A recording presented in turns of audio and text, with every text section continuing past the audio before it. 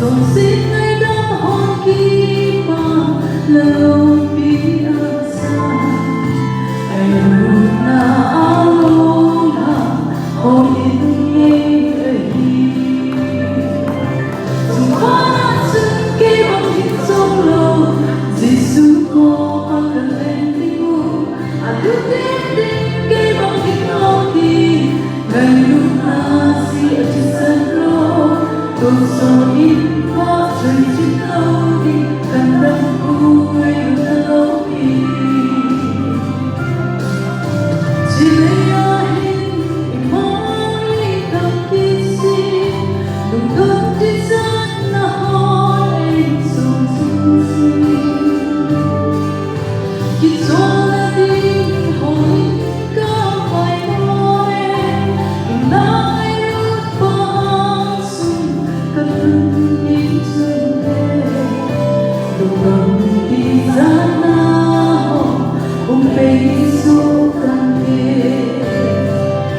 chẳng có đã chân kê bằng hình sông lâu Giêsu ôm lần lên đi ngủ lúc đến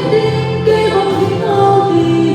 ngày lúc ta sẽ ở trên sân lô tôi so ít quá rồi chỉ lâu đi thành tâm vui luôn lâu đi